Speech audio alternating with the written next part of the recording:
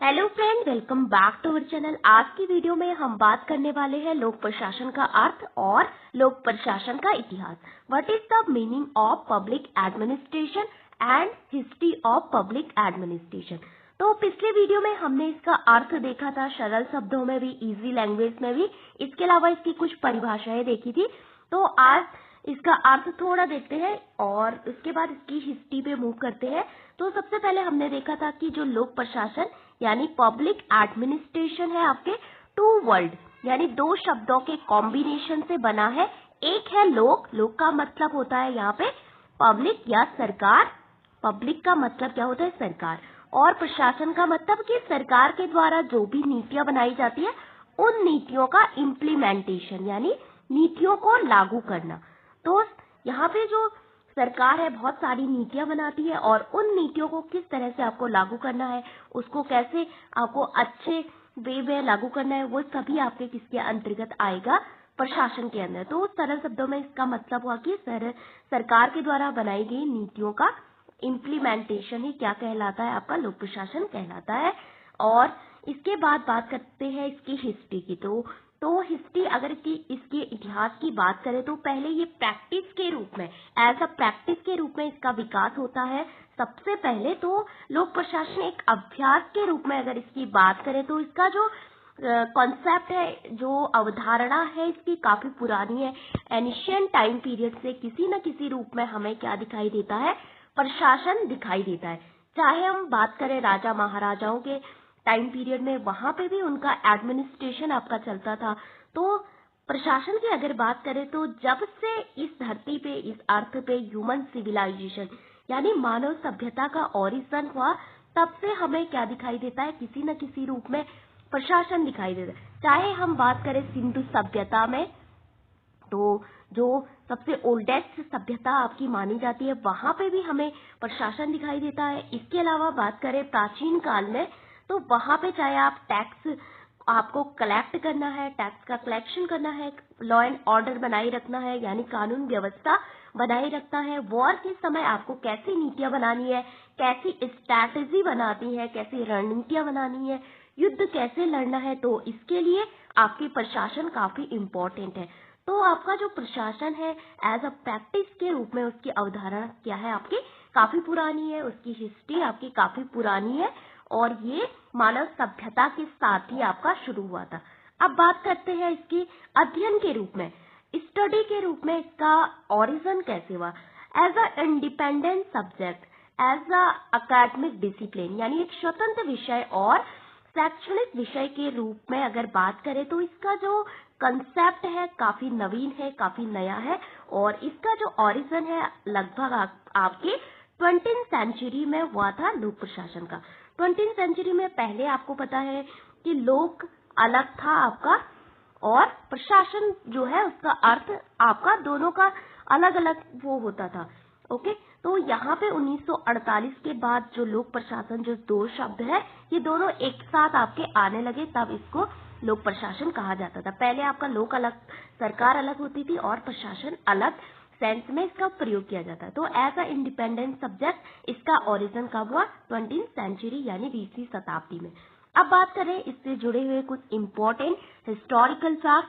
तो सबसे पहले हम बात करें तो इस टर्म का, इस शब्द का सबसे पहली बार प्रयोग किसने किया? पब्लिक एडमिनिस्ट्रेशन शब्द का। तो वो किया था 18th सेंचुरी के एंड में अलेक्जेंडर हैमिल्टन। तो इस शब्द का प्रयोग सबसे पहले किसने किया? अलेक्जेंडर हैमिल्टन ने। उन्होंने एक ऐसे लिखा था जिसका नाम था द फेडर लिस्ट में इन्होंने इस टर्म का उपयोग किया था लोक प्रशासन का। तो ये प्रश्न पूछा जाता है कि 18वीं शताब्दी में सबसे पहले लोक प्रशासन शब्द का प्रयोग किसने किया, किस ऐसे में किया? तो ये काफी इम्पोर्टेंट है आपका। इसके बाद बात करते हैं लोक प्रशासन पे, मतलब इससे 18th सेंचुरी में एक फ्रेंच स्कॉलर यानी एक फ्रेंच विद्वान थे जिनका नाम था जीन बॉनिन। तो जीन बॉनिन ने एक पुस्तक लिखी थी फ्रेंच में जिसका नाम था प्रिंसिपल डी एडमिनिस्ट्रेशन पब्लिक की। तो ये लोक प्रशासन पे 18वीं शताब्दी में लिखी गई पहली पुस्तक मानी जाती है। 17 to 18 सेंचुरी में ये पुस्तक लिखी गई थी चार्ल्स जी बॉनिन के द्वारा। काफी इम्पोर्टेंट है ये।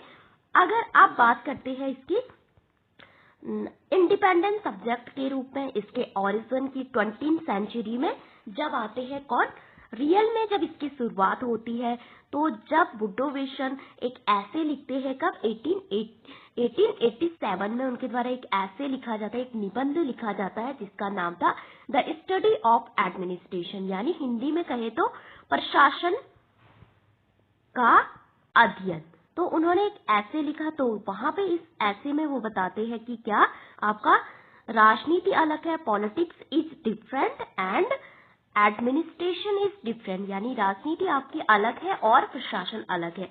तो ये बताते हैं कि जो पॉलिटिक्स के अंतर्गत ही पहले जो पब्लिक एडमिनिस्ट्रेशन थी वो आती थी, लेकिन उन्होंने बोला कि आपका संविधान का निर्माण करना ये क्या है, आपकी पॉलिटिक्स है, लेकिन उस संविधान को आपको कैसे लागू करना है, कैसे उसका इम्प्लीमेंटेशन करना है, वो क्या है आपका एडमिनिस्ट्रेशन। तो यहाँ पे पब्लिक एडमिनिस्ट्रेशन के जनक कहे जाते हैं, फादर ऑफ पब्लिक एडमिनिस्ट्रेशन, वो कौन है, वुडरो विल्सन। इसके अलावा वुडरो विल्सन आपको पता होगा कि अमेरिका के सबसे पढ़े लिखे राष्ट्रपति भी थे, अमेरिका से बिलोंग करते थे, और जो लीग ऑफ नेशन दुनिया में शांति आफ्टर फर्स्ट वर्ल्ड वॉर के बाद, तो इन्होंने एक वो दिया था लीग ऑफ नेशन का कॉन्सेप्ट, वहां पे लीग ऑफ नेशन का फॉर्मुलेशन हुआ। इनका जो 14 पॉइंट प्रिंसिपल था उसके आधार पे प्रथम विश्व युद्ध के बाद तो दुनिया में शांति स्थापित करने के लिए लीग ऑफ नेशन बनाया गया था, और वुडरो विल्सन जो है आदर्शवादी विचारक के तौर पे इनको जाना जाता है। तो इनके एक ऐसे से ही पब्लिक एडमिनिस्ट्रेशन की एक एज अ इंडिपेंडेंट सब्जेक्ट के रूप में शुरुआत होती है, एक स्वतंत्र विषय। अगर बात करें यहाँ पे वुडरो विल्सन की परिभाषा काफी इंपॉर्टेंट है।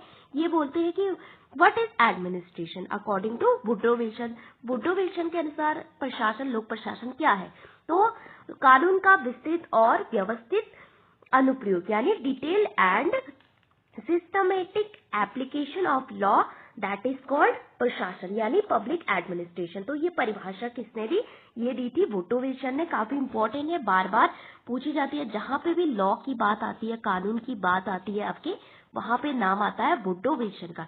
ये बोलते हैं कि कानून को लागू करना अच्छे तरीके से, वो क्या है आपका एडमिनिस्ट्रेशन है, पब्लिक एडमिनिस्ट्रेशन।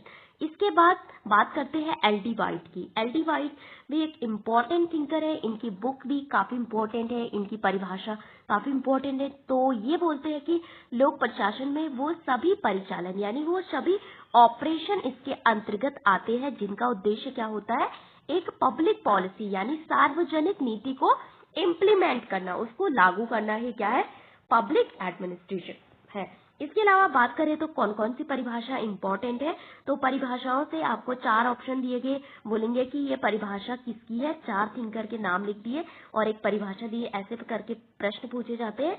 तो हर्बर्ट साइमन की परिभाषा आपको काफी इंपॉर्टेंट है। यहाँ पे बोलते हैं कि किसने बोला कि जो प्रशासन के जो सिद्धांत है वो कहावतें हैं, वो लोकोक्तियां हैं, वो हर्बर्ट साइमन बोलते हैं। और इनकी परिभाषा जो है बोलते हैं कि जो प्रशासन है आपका राष्ट्रीय सरकारों, स्थानीय सरकारों, राज्यों का अध्ययन है। इसके अलावा डिमोंट की परिभाषा काफी इंपॉर्टेंट है, और इसके अलावा निग्रो की परिभाषा काफी इंपॉर्टेंट है। इसके अलावा एल.डी. वाइट की हो गई आपकी, और वॉल्डो की परिभाषा प्रशासन को लेके काफी इंपॉर्टेंट है। एक मार्क्स आते हैं, कार्ल मार्क्स नहीं है ये, इनका नाम है मार्क्सटिन मार्क्स, इनकी परिभाषा काफी इंपॉर्टेंट है। इनकी एक बुक भी है एलिमेंट ऑफ पब्लिक एडमिनिस्ट्रेशन, वो भी हमेशा आपकी पूछी जाती है। और हर्बर्ट साइमन की बुक एडमिनिस्ट्रेटिव बिहेवियर 1947 में आपकी आई थी। तो यहाँ पे से आपको कुछ परिभाषा याद करनी है और उनकी बुक्स भी याद करना है। आपको पता है कि पब्लिक एडमिनिस्ट्रेशन में बुक बहुत पूछी जाती है। और अब बात करते हैं what is the major difference between politics and administration, यानी राजनीति और प्रशासन में क्या अंतर है। हम राजनीति की बात करते हैं कहाँ पे, जहाँ पे हम बात करते हैं विल ऑफ द स्टेट, यानी राज्य की इच्छा को व्यक्त करता है कौन, राजनीति, और उस इच्छा को आपको नीति में परिवर्तित करना है, वो आता है किसमें, प्रशासन में। यानी आपने कोई व्यक्ति चाहता है कि सरकार ये पॉलिसी बनाए, ऐसा करे वैसा करे, कोई राज्य है, लेकिन सच में उस पॉलिसी को बनाना, उसको अच्छे से आपका इम्प्लीमेंटेशन करना, वो किसमें आएगा, एडमिनिस्ट्रेशन में। दूसरी बात आती है, दूसरा अंतर है इसमें, इसका संबंध, यानी ये इसका जो रिलेशन है वो किससे है, पॉलिसी मेकिंग से। तो पॉलिसी मेकिंग से किसका रिलेशन है आपका, जो पॉलिटिक्स है, राजनीति है उसका, लेकिन एडमिनिस्ट्रेशन इस किससे कनेक्टेड है आपका, किससे रिलेटेड है, पॉलिसी इम्प्लीमेंटेशन यानी नीति का क्रियान्वित करना। और अगर बात करें जो पॉलिटिक्स में कौन आते हैं, राजनीति में आपके कौन आते हैं, जो इलेक्टेड पीपल होते हैं, इलेक्टेड रिप्रेजेंटेटिव होते हैं, जैसे कि हमारे MLA, MP, members of parliament, members of legislative assembly, that is called, वो क्या है आपके पॉलिटिक्स है, वो आपकी राजनीति में आते हैं, वो राजनीतिक प्रतिनिधि है। लेकिन जो आईएएस होते हैं, आईपीएस, आईएफएस, जो कि ट्रेन सिविल सर्वेंट होते हैं, वो एक्सपर्ट होते हैं विभिन्न अपने अपने क्षेत्रों में, वो सारे किस में आते हैं आपके एडमिनिस्ट्रेशन यानी प्रशासन में। लेकिन जो पॉलिटिक्स में आते हैं उनका एक फिक्स टेन्योर होता है, उनका फिक्स टेन्योर नहीं होता है, क्योंकि वो जनता पे डिपेंड करता है कि वो उन्हें अगले चुनाव में मौका देती है या नहीं। लेकिन जो एडमिनिस्ट्रेशन में जो लोग होते हैं उनका जो फिक्स टेन्योर होता है, जैसे कि सिविल सर्वेंट का आपका फिक्स टेन्योर होता है, वो आपके क्या है, परमानेंट है। लेकिन जो पॉलिटिक्स में होते हैं वो उनका कार्यकाल आपका फिक्स नहीं है, वो टेम्पररी है, कुछ समय के लिए आपके निर्वाचित होते हैं। अब बात करते हैं पब्लिक एडमिनिस्ट्रेशन के विकास के चरण, evolution of public administration as, इसकी जो स्टेज है तो मुख्यतः 5 चरणों में इसका विकास माना जाता है। पहला चरण आता है राजनीति प्रशासन द्विविभाजन यानी पॉलिटिक्स एडमिनिस्ट्रेशन डाइकोटमी। इसका जो ईयर है 1887 टू 1926, 1887 से 1926 तक। तो यहाँ पे ये बहुत दौर था जब इन्होंने बोला, किसने, वुड्रो विल्सन ने, कि राजनीति क्या है आपके डिफरेंट है और एडमिनिस्ट्रेशन यानी प्रशासन आपका अलग है।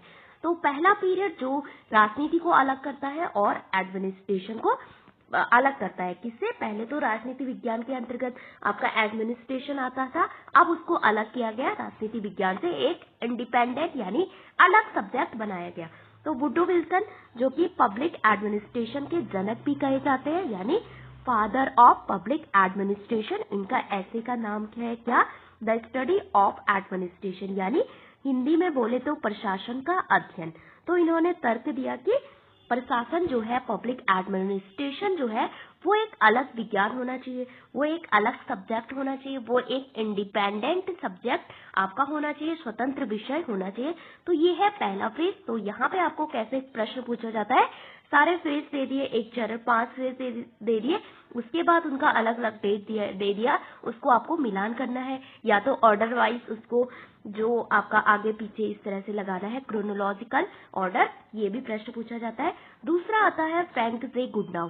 फ्रैंक जे गुडनाउ का नाम आपने काफी सुना होगा, काफी, इनको father of American public administration कहा जाता है, किनको, फ्रैंक जे गुडनाउ। इन्होंने भी सेम वुड्रो विल्सन का अनुसरण किया और बोला कि पॉलिटिक्स इज डिफरेंट यानी राजनीति अलग है आपकी, एंड एडमिनिस्ट्रेशन इज डिफरेंट यानी प्रशासन अलग है, बोथ आर डिफरेंट। तो इन्होंने इन दोनों में अंतर किया। इनकी जो इम्पोर्टेंट बुक है उसका नाम है पॉलिटिक्स एंड एडमिनिस्ट्रेशन यानी राजनीति एवं प्रशासन, इनकी बुक है। तो हिंदी में बोले तो राजनीति और प्रशासन। और ये कब लिखी, 1900 में ये लिखी। तो इसका डेट भी आपका काफी इम्पोर्टेंट है।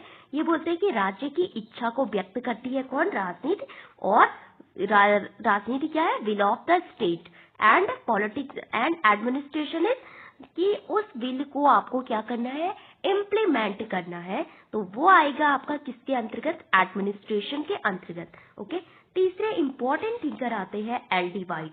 तो ये 3 इंपॉर्टेंट थिंकर है, पहले हो गए वुड्रो विल्सन, दूसरे हो गए आपके Frank J Goodnow and L D. White. ये पहले फेज से बिलोंग करते हैं और इनकी एक इम्पॉर्टेंट बुक है introduction to the study of public administration, यानी जो लोक प्रशासन है उसके अध्ययन का परिचय नाम से इन्होंने एक बुक लिखी।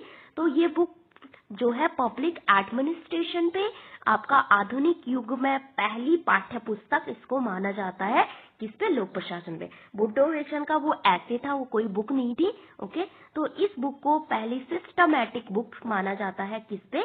पब्लिक एडमिनिस्ट्रेशन पे। किसने लिखी थी? एल.डी. वाइट। तो ये हो गए आपके पहला फेज कंप्लीट। इसमें 3 थिंकर आपके कंप्लीट हो गए। अब हम मूव करते हैं सेकंड फेज। पहले आया कि बोला कि राजनीति अलग है और प्रशासन अलग है, इन दोनों में आपका अंतर होता है। अब हमें प्रूव करना था, अब हमें सिद्ध करना था कि ये कैसे अलग है। इसके लिए हमें किसकी आवश्यकता होगी? प्रिंसिपल की, यानी सिद्धांत की आवश्यकता होगी। तो ये सिद्धांत का जो टाइम पीरियड है वो 1927 से 1937 तक, लगभग 10 साल का टाइम पीरियड माना जाता है। लेकिन जब सेकंड फेज आता है उसको कहा जाता है कि स्वर्ण युग, golden age of public administration. तो प्रश्न पूछा जाता है कि किस चरण को पब्लिक एडमिनिस्ट्रेशन का, लोक प्रशासन का स्वर्ण युग कहा जाता है। ये प्रश्न यूजीसी नेट में आपका 2025-24 में पूछा गया था कि किस काल को पब्लिक एडमिनिस्ट्रेशन का स्वर्ण युग कहा जाता है। तो जहाँ पे सिद्धांत दिए गए सेकंड फेज उसको, तो यहाँ पे कुछ वैज्ञानिक आपके सिद्धांत दिए गए, साइंटिफिक आपके प्रिंसिपल दिए गए इसको सिद्ध करने के लिए कि वास्तव में ये राजनीति से किस प्रकार से आपका डिफरेंट है, किस प्रकार से पॉलिटिक्स से इसमें अंतर पाया जाता है। ओके, एडमिनिस्ट्रेशन में। तो यहाँ पे पहले थिंकर आते हैं कौन? विलोवी, W.F. विलोवी, जिनकी बुक है प्रिंसिपल ऑफ पब्लिक एडमिनिस्ट्रेशन। तो इन्होंने प्रिंसिपल यानी सिद्धांत के नाम से ही बुक लिखी। इसका हिंदी में होगा लोक प्रशासन के सिद्धांत नाम से किसने बुक लिखी? तो विलोवी, काफी इंपॉर्टेंट थिंकर है। तो उन्होंने कब बुक लिखी? 1927 में। और इस बुक में सेकंड चरण की शुरुआत होती है। उसके बाद आता है लूथर गुलिक एंड उर्विक। तो लूथर गुलिक एंड उर्विक भी काफी इंपॉर्टेंट है। इसके अलावा उन्होंने पोस्ट कॉर्ब का जो अवधारणा दी, उसका जो सिद्धांत दिया वो काफी इंपॉर्टेंट है। उसका फुल फॉर्म भी आपसे पूछा जाता है। इसके अलावा P फॉर प्लानिंग का क्या है, कैसे योजना बनाना है। O फॉर ऑर्गेनाइजिंग, संगठन, staffing, directing, coordination and reporting and budget, इसका मतलब क्या है ये इस बुक में उन्होंने दिया था। तो papers on the science of public administration, उसमें उन्होंने पोस्ट कॉर्ब की अवधारणा दी थी लूथर गुलिक एंड उर्विक ने। इसके अलावा लूथर गुलिक के आपने सुने होंगे 4P किसने दिया? तो जहाँ पे प्लेस की बात करते हैं, पर्सन की बात करते हैं, इसके अलावा प्रोसेस की बात करते हैं, तो 4P के नाम से भी इन्होंने वो दिया था, एक प्रिंसिपल दिया था जो कि बार बार आपका पूछा जाता है। तो ये काफी इंपॉर्टेंट है।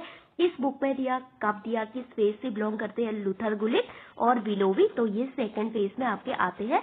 और सेकंड फेज में हमारे 2 थिंकर आते हैं, कौन कौन से? विलोवी और लूथर गुलिक एंड उर्विक। इसके अलावा अगर बात करें मैरी पार्कर फॉलेट की, तो वो वैसे तो सेकंड फेज में आती है सिस्टमैटिकली अगर देखें तो। वैसे अगर हम उनको थर्ड फेज में भी इंक्लूड करते हैं। तो जो MP फॉलेट है उनका कोई फिक्स नहीं है, वो किस फेज में आपकी आती है। फिर आता है एरा ऑफ चैलेंजेस, यानी चुनौती का युग। अब क्या होता है कि सेकंड फेज में जो आपको प्रिंसिपल दिए गए थे, साइंटिफिक प्रिंसिपल, यानी एक कुछ वैज्ञानिक सिद्धांत दिए गए थे। अब क्या होता है कि उन सिद्धांतों को क्या की जाने लगती है? चुनौती दी जाने लगती है। तो वहां पे बोलते हैं कि जो आपके सिद्धांत है उसके अनुसार क्या हो रहा था? प्रोडक्शन की बात की जा रही थी। तो हमने बोला कि बहुत सारे जो थिंकर आए उन्होंने बोला कि बहुत सारे जो थिंकर आए वो बोलते हैं कि हम ऐसे सिद्धांत लाएंगे पब्लिक एडमिनिस्ट्रेशन में जिससे कि उत्पादन बढ़े, प्रोडक्शन बढ़े आपका, जैसे टेलर हो गए, बहुत सारे सिद्धांत लाते हैं। लेकिन क्या होता है बाद में? प्रोडक्शन नहीं बढ़ता है आपका, ह्यूमन पे इतना फोकस नहीं किया जाता है, ज्यादा फोकस किया जाता है उत्पादन बढ़ाने पे। तो उत्पादन नहीं बढ़ता है, तो उन सिद्धांतों को आपको चुनौती दी जाने लगती है। बहुत सारे थिंकर इसमें आते हैं, बोलते हैं कि अब हम उन जो आपने प्रिंसिपल है उन पे सवाल उठाते हैं। ये तो ये आपका थर्ड फेज है, जहाँ पे चेस्टर बर्नार्ड, आपने चेस्टर बर्नार्ड की कम्युनिकेशन थ्योरी भी पढ़ी होगी, काफी इंपॉर्टेंट है। संगठन का संचार सिद्धांत इनके द्वारा दिया गया है। और इनकी इंपॉर्टेंट बुक है द फंक्शन ऑफ एग्जीक्यूटिव, की कार्यपालिका कैसे कार्य करती है। इसके अलावा हर्बर्ट साइमन, इनकी इंपॉर्टेंट बुक है आपकी एडमिनिस्ट्रेटिव बिहेवियर। तो ये उन सिद्धांतों को आपका चैलेंज करते हैं, उन सिद्धांतों की आलोचना करते हैं और उनको बोलते हैं ये तो केवल कहावतें और लोकदियां है। किसने बोला? तो ये बोला था हर्बर्ट साइमन ने। तो हर्बर्ट साइमन काफी इंपॉर्टेंट है आपका। ओके। फिर आता है रॉबर्ट डहल। तो रॉबर्ट डहल ने, आपने सुना होगा कि एक बुक लिखी थी जहाँ पे वो बोलते हैं कि 3 प्रॉब्लम है पब्लिक एडमिनिस्ट्रेशन की साइंस न बनने की। तो वहाँ पे उन्होंने 3 प्रॉब्लम करके एक बुक लिखी है, काफी इंपॉर्टेंट है, वैल्यू इस तरह से वो बताते हैं कि 3 वो कौन कौन सी चीजें हैं।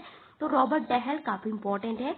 ये बोलते हैं कि लोक प्रशासन को विज्ञान मानने के लिए इसके सांस्कृतिक संबंधों को, संदर्भों को समझने की बात कही, यानी मूल्य को इसमें इंक्लूड करना चाहिए। हम केवल साइंस पे आपका फोकस नहीं कर सकते। अब आता है 4th फेज, जहाँ पे आइडेंटिटी क्राइसिस यानी पहचान का संकट आता है। किस टाइम पीरियड, डेट क्या है, 1948 से 1970 तक। तो 1937 से 1948 तक क्या होता है, प्रशासन को चुनौती दी जाती है, उनके जो सिद्धांत है उनको।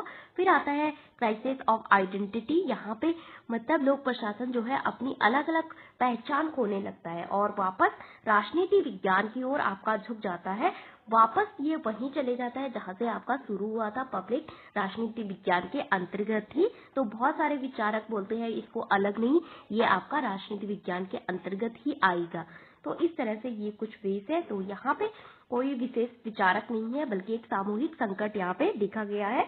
और ये बोलते हैं कि जो इसे यहाँ पे आपका, आपने सुना होगा एनपीए, नवलोक प्रशासन, नवलोक प्रबंधन। तो इसकी शुरुआत भी आपकी यहीं से मानी जाती है। जैसे कि ड्वाइट वॉल्डो हो गया, न्यू पब्लिक एडमिनिस्ट्रेशन की आपकी अवधारणा देते हैं, जिसको आप एनपीए कहा जाता है। तो एनपीए जो बहुत सारी मिन्नो ग्रुप आपकी कॉन्फ्रेंस होती है, उसकी अध्यक्षता किसने की, तो ड्वाइट वॉल्डो ने इसकी अध्यक्षता की थी। 3 हुई थी अभी तक, 1968, 1988 और 2008 में। 2008 में अब होगी 2027 के अराउंड। तो ये काफी इंपॉर्टेंट है आपकी। तो पहली जो अध्यक्षता है वो किसने की थी, ये भी आपका पूछा जाता है। तो ये उस लोक प्रशासन के आपके 5 फेज थे। तो जो 5वां फेज था वहीं पे आपका क्या आता है, एनपीए और एनपीएम, यानी नवलोक प्रशासन, नवलोक प्रबंधन। अब हम इसके कुछ इंपॉर्टेंट बुक, जैसे कि वुडो विल्सन की बुक का नाम क्या था, द स्टडी ऑफ एडमिनिस्ट्रेशन, यानी प्रशासन का अध्ययन। दूसरा चार्ल्स जीन बॉनेन की book principle de administration, public की 1812 में इन्होंने लिखी। फिर है फ्रैंक जे गुडनाउ की बुक, काफी इंपॉर्टेंट है, पॉलिटिक्स एंड एडमिनिस्ट्रेशन, यानी राजनीति और प्रशासन। बुक किसकी है, फ्रैंक जे गुडनाउ की। फिर एल.डी. वाइट की बुक काफी इंपॉर्टेंट है, इसको पब्लिक एडमिनिस्ट्रेशन पे लिखी गई पहली पुस्तक आपका माना जाता है, पाठ्य पुस्तक, टेक्स्ट बुक। तो introduction to the study of public administration 1926 में इन्होंने ये बुक लिखी। तो ये 3 आते हैं आपके पहले फेज में, वुडो विल्सन हो गए, फ्रैंक जे गुडनाउ हो गए एंड एल.डी. वाइट हो गए। फिर आता है विलोवी। तो विलोवी की बुक है प्रिंसिपल ऑफ पब्लिक एडमिनिस्ट्रेशन, 1927 में आपकी आई है। फिर आता है लूथर गुलिक एंड उर्विक, तो papers on the science of public administration, 1937 में इन्होंने लिखी। और प्रश्न पूछा जाता है कि लूथर गुलिक और उर्विक ने पोस्ट कॉर्ब की अवधारणा किस बुक में दी, तो इसी बुक में papers on the science of administration में दी। इसके अलावा हर्बर्ट साइमन, जिन्होंने बोला कि जो प्रशासन के सिद्धांत है वो केवल कहावतें, लोकप्रिय प्रोवर्ब है, वो बोला हर्बर्ट साइमन ने। तो ये थे इसके कुछ इंपॉर्टेंट फेज। अब हम इसका एक बार और रिवाइज करते हैं क्या क्या इसमें इंपॉर्टेंट है। तो सबसे पहले देख लेते हैं कुछ इंपॉर्टेंट चीजें। तो हमने देखा था पहला फेज। तो पहला फेज 1887 से 1926 तक। तो पॉलिटिक्स एडमिनिस्ट्रेशन डाइकोटमी के नाम से इसको जाना जाता है और स्टार्ट होता है वुडो विल्सन के एक ऐसे से, द स्टडी ऑफ एडमिनिस्ट्रेशन से। और Woodrow Wilson is known as the father of public administration and politics is policy making, यानी जो राजनीति है वो केवल क्या है, पॉलिसी बनाना, लेकिन administration is different, implementation of policy, that is called administration. वो क्या है, आपका प्रशासन है। इट इज साइंस, यानी आपको प्रशासन चलाने के लिए कुछ साइंस चाहिए, कुछ साइंटिफिक आपके सिद्धांत चाहिए, कुछ साइंटिफिक आपकी अप्रोच चाहिए, तभी आप प्रशासन को अच्छी तरह से आपका चला सकते हैं। तो यहाँ पे उन्होंने बोला कि politics is different and administration is different. इनकी कुछ इंपॉर्टेंट बुक है, कांग्रेशनल गवर्नमेंट हो गई आपकी 1885 में लिखी। फिर हो गई न्यू स्टेट, तो ये इनकी बुक है। फिर आते हैं आपका it is getting harder to run a constitution that than it is to frame one, यानी संविधान बनाना आसान है लेकिन उस संविधान को चलाना काफी कठिन है। फिर आता है फ्रैंक जे गुडनाउ, ये पॉलिटिक्स एंड एडमिनिस्ट्रेशन नाम से बुक लिखते हैं, यानी राजनीति और प्रशासन। तो father of American public administration इनको कहा जाता है। इसके अलावा L D. White, introduction to the study of public administration, 1926 में इन्होंने ये बुक लिखी और इस बुक को first text book of public administration के रूप में भी आपका जाना जाता है। तो ये था आपका फर्स्ट पेज। इसमें कौन कौन से थिंकर आते हैं, वुडरो विल्सन हो गए, आपके फ्रैंक जे गुडनाउ हो गए और एल.डी. वाइट हो गए। तो ये इसके 3 इंपॉर्टेंट थिंकर है। अब हम मूव करते हैं सेकंड पेज पे। तो सेकंड फेज में अगर बात करें तो इसके प्रिंसिपल यानी सिद्धांत दिए जाते हैं पब्लिक एडमिनिस्ट्रेशन को, उसको प्रूव करने के लिए कि राजनीति हमने बोला था अलग है, प्रशासन अलग है। आप इसको कैसे प्रूव करेंगे, आपको कुछ सबूत चाहिए। तो 1927 से 1937 में हम इसको प्रूव करते हैं। तो it start with Willoughby work principle of public administration. तो विलोवी के वर्क से शुरू होता है जिसका नाम है प्रिंसिपल ऑफ पब्लिक एडमिनिस्ट्रेशन, यानी लोक प्रशासन के सिद्धांत। F.W. टेलर आपने पढ़ा होगा, इंपॉर्टेंट है, साइंटिफिक थ्योरी देते हैं पब्लिक एडमिनिस्ट्रेशन को। इनका बहुत सारा पूछा जाता है, फॉरमेनशिप के बारे में बात करते हैं। ओके, तो ये बोलते हैं कि एक वर्कर को आपका 8 लोग डायरेक्ट करेंगे, वहां पे उन्होंने बोला। फिर इनकी टाइम स्टडी, मोशन स्टडी काफी इंपॉर्टेंट है। तो प्रोडक्शन बढ़ाने के लिए इन्होंने साइंटिफिक वैल्यू को उसने जोड़ा। साइंटिफिक यानी प्रोडक्शन बढ़ाने के लिए उन्होंने साइंटिफिक वैज्ञानिक सिद्धांत दिए, अप्रोच दी। तो इनकी कुछ इंपॉर्टेंट बुक है जिसमें आता है पीस रेट सिस्टम, फिर shop of management and the art of cutting matters, the principle of scientific management. तो इनकी ये बुक भी इंपॉर्टेंट है, हर बार आपकी पूछी जाती है। फिर आता है हेनरी फ्यूल। हेनरी फ्यूल का इंपॉर्टेंट बुक का नाम है जनरल एंड इंडस्ट्रियल मैनेजमेंट। इसके अलावा the administrative theory of state, फिर principle of administration. Gang plank model किसने दिया, वो भी हेनरी फ्यूल ने दिया। जैसे कि आपको पूछा गया था कि मुनी और रेली का मॉडल, स्केलर चेन यानी क्रमिक प्रक्रिया का सिद्धांत, वैसे ही आपका हेनरी फ्यूल ने भी गैंग प्लैंक मॉडल दिया।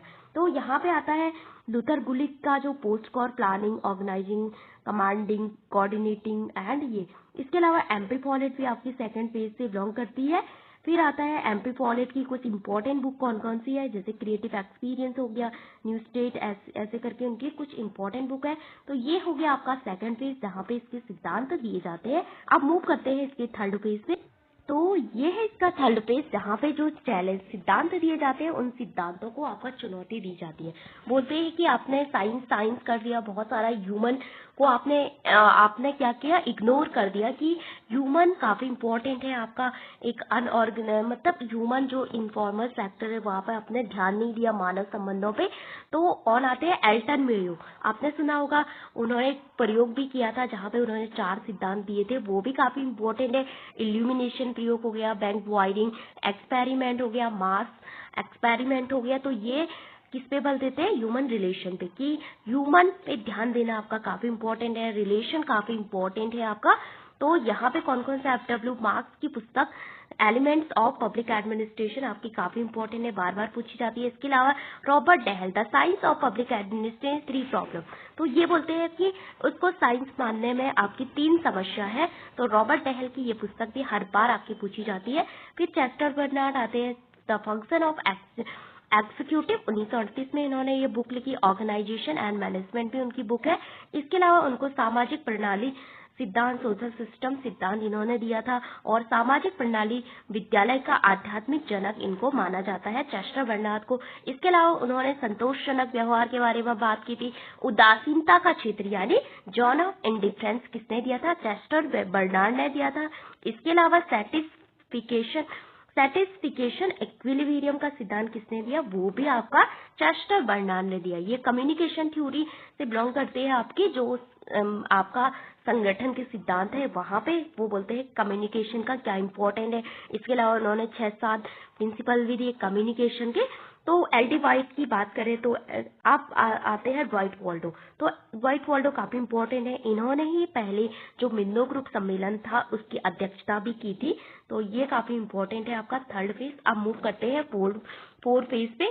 तो क्राइसिस ऑफ आइडेंटिटी आता है आपका 4 फेज में। तो यहाँ पे 1948 से सप्ताह तक। तो various development in the evolution of public administration, बहुत सारे डेवलपमेंट हुए यहाँ पे। Rise of new human relation approach I सबसे पहले थर्ड फेज में, जहाँ पे बोलते हैं कि लोगों का बिहेवियर काफी इंपॉर्टेंट है, जहाँ पे क्रिस एग्रीगिस आते हैं, डगलस मैग्रेगर आते हैं, रेंसिस लीकर्ट आते हैं, वेरेन वेनिस आते हैं। तो इम्पोर्टेंट ये थिंकर यहाँ पे आते हैं। फिर बोलते हैं कि कंपैरेटिव पब्लिक एडमिनिस्ट्रेशन, यानी हमको डिफरेंट कंट्रीज का एडमिनिस्ट्रेशन है उसकी मतलब उसकी स्टडी भी करनी है आपको। तो ये काफी इंपॉर्टेंट है, जहाँ पे 1960 में आपके रिक्स आते हैं। इसके अलावा इकोलॉजिकल अप्रोच जो कि काफी इंपॉर्टेंट है, ये यहाँ पे इन्वायरमेंट की बात करते हैं, कौन, रिक्स, जिसमें पॉलिटिकल सोशल इकोनॉमिक फैक्टर काफी इंपॉर्टेंट है आपके। फिर आता है कंसेप्चुलाइजेशन ऑफ डेवलपमेंट एडमिनिस्ट्रेशन, यानी जो देश अभी अभी बने वहां पे जो आपका एडमिनिस्ट्रेशन है, प्रशासन है, वो कैसे चल रहा है, जिसमें आते हैं एडवर्ड वेडनर, रिक्स एंड ये इसकी बातें करते हैं। फिर emergence of new public administration आता है, NPA, public interest, bureaucratic interest, planning participation, इसकी बात करता है। फिर आता है पब्लिक चॉइस अप्रोच, तो ये आपके क्राइसिस ऑफ आइडेंटिटी में आपका आएगा। इसके अलावा बात करते हैं कुछ इंपॉर्टेंट और फेसेस की, ये भी आपका सेम है उसी से रिलेटेड, जो पब्लिक चॉइस थ्योरी हो गया, ये हो गया। तो फिर इसका पांचवा पेज न्यू पब्लिक एडमिनिस्ट्रेशन, आपने सुना होगा न्यू पब्लिक एडमिनिस्ट्रेशन काफी इंपॉर्टेंट है। इसके कुछ इंपॉर्टेंट गोल्स है, anti positivistic and anti technocratic, anti bureaucratic, ये काफी इंपॉर्टेंट है। फ्रैंक मैरनी इसमें आते हैं, पब्लिक चॉइस अप्रोच आती है, पब्लिक पॉलिसी पर्सपेक्टिव की बात करते हैं, तो ये काफी आपका इम्पोर्टेंट है। लास्ट जो पब्लिक चॉइस अप्रोच है, वहां पे कौन कौन से आपके थिंकर आते हैं, ये भी इम्पोर्टेंट आपकी स्टेज है। तो ये कुछ इम्पोर्टेंट, तो ये था आपका पब्लिक एडमिनिस्ट्रेशन के बारे में। इसकी बहुत 5 स्टेज है। पहले जहाँ पे हमने पढ़ा था राजनीति, प्रशासन, द्विविभाजन, उसके बाद सेकंड स्टेज आती है principle of administration, and third stage में आपका आता है era of challenges, fourth stage में crisis of identity, and fifth stage NPA, NPM, इस तरह से। तो काफी इंपॉर्टेंट है पब्लिक एडमिनिस्ट्रेशन।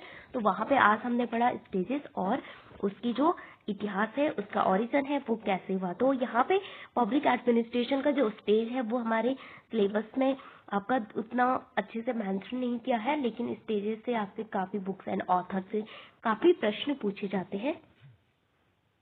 तो पब्लिक एडमिनिस्ट्रेशन का एवोल्यूशन कैसे हुआ, इसकी 5 जो चरण है वो कौन कौन से हैं। तो पहले हमने देखा पॉलिटिक्स एडमिनिस्ट्रेशन डाइकोटमी, यानी राजनीति, प्रशासन, द्विविभाजन। तो इसका जो टाइम पीरियड है कब से कब तक, 1887 से 1926 तक। 3 थिंकर आते हैं, कौन कौन से, वुडरो विल्सन हो गए, फ्रैंसिस गुडनाउ हो गए, एल.डी. वाइट हो गए।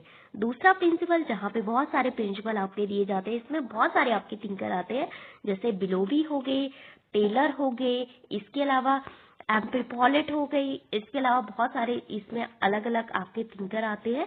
तो प्रिंसिपल यहाँ पे दिए जाते हैं 1927 से 1937। फिर आता है इस प्रिंसिपल को आपका चैलेंज किया जाता है, और इसमें चेस्टर बर्नार्ड हो गए और हर्बर्ट साइमन हो गए, जो इनकी आलोचना करते हैं, बोलते हैं कि जो प्रिंसिपल है वो केवल लोकप्रिय और कहावतें हैं। फिर आता है क्राइसिस ऑफ आइडेंटिटी, यानी पहचान का संकट, और लास्ट आती है पब्लिक पॉलिसी पर्सपेक्टिव। तो ये 5 स्टेज में पब्लिक एडमिनिस्ट्रेशन का विकास हुआ। तो प्रश्न पूछा जाता है पब्लिक एडमिनिस्ट्रेशन का विकास कितने चरणों में हुआ, मैच द फॉलोइंग में इनकी डेट काफी इंपॉर्टेंट है, और किस किस स्टेज में आपके कौन कौन थिंकर आते हैं। तो यहाँ पे मैंने दे दिया फर्स्ट स्टेज में कौन कौन से थिंकर आए आपके, वुडरो विल्सन हो गए, फ्रैंसिस गुडनाउ हो गए, एल.डी. वाइट हो गए। सेकंड फेज में आपके कौन कौन से आए, बिलोवी हो गए, लूथर गुलिक हो गए, पोस्ट कॉर्प की अवधारणा देते हैं।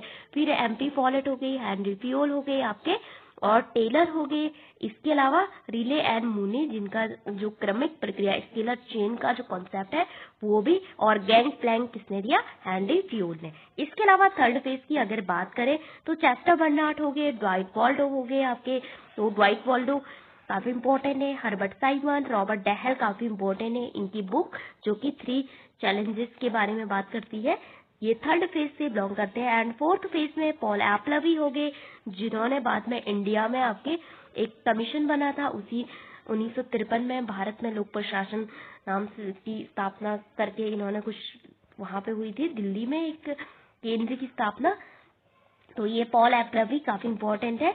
फिर आता है फेरल हैडी हो गए, रिक्स हो गए, एडवर्ड विटनर हो गए, और ये 5वें फेज में आते हैं। तो थिंकर और फेज भी हमें याद करना होता है, तो किस फेज में कौन से थिंकर आते हैं। इसके अलावा इम्पोर्टेंट बुक्स देख लेते हैं। तो वुडरो विल्सन की इम्पोर्टेंट बुक है आपकी स्टडी ऑफ एडमिनिस्ट्रेशन 1887, फिर पॉलिटिक्स एंड एडमिनिस्ट्रेशन ये फ्रैंक सेगुंडाओ की। फिर आता है एल डी वाइट की book introduction to the study of public administration 1926 में आई थी, और इसको पहली टेक्स्ट बुक भी माना जाता है आपकी किसपे, पब्लिक एडमिनिस्ट्रेशन पे। फिर आता है साइंस ऑफ एडमिनिस्ट्रेशन, किसकी है, लूथर गुलिक एंड उर्विक की है। इसमें उन्होंने पोस्ट कॉर्ब की अवधारणा आपकी दी थी। फिर आता है Chester Bernard function of executive 1938 में उन्होंने ये बुक लिखी, काफी इंपॉर्टेंट है। इसके अलावा कुछ और देख लेते हैं important books of public administration. फिर जैसे कि मैरी पार्कर फॉलेट की बुक है क्रिएटिव एक्सपीरियंस। इसके अलावा उनकी बहुत सारी इंपॉर्टेंट बुक है। इसके अलावा हेनरी फ्यूल्स की इंडस्ट्रियल एंड जनरल मैनेजमेंट। फिर है मूने एंड रैली की बुक है आपकी प्रिंसिपल ऑफ ऑर्गेनाइजेशन, यानी संगठन के सिद्धांत की बात करते हैं, और उसको बुलाते हैं क्या, क्रमिक प्रक्रिया, यानी स्केल और चेंज बोलते हैं, चेन। तो फिर Willoughby principle of public administration, Herbert Simon 1947 में एडमिनिस्ट्रेटिव बिहेवियर नाम से पुस्तक लिखते हैं, जिसमें संगठन के जो सिद्धांत हैं उनको क्या करते हैं, क्रिटिसाइज करते हैं, बोलते हैं ये केवल लोकोक्तियां और कहावतें हैं। आज की वीडियो में हमने देखा पब्लिक एडमिनिस्ट्रेशन के प्रत्येक चरण और उनसे रिलेटेड थिंकर काफी इंपॉर्टेंट है, आपके पूछे जाते हैं प्रश्न में। अगले वीडियो में हम इसकी अप्रोचेस की बात करेंगे, जिसमें आपकी आती है अभिन्न दृष्टिकोण क्या है, इंटीग्रल अप्रोच क्या है, मैनेजरियल अप्रोच क्या है, बहुत सारी अप्रोच उसमें आती है। तो दूसरी वीडियो में हम इसकी अप्रोच जनरल सिस्टम थ्योरी जो डेविड ईस्टर्न की है वो क्या है उसके बारे में जानेंगे। तो thank you for watching this video.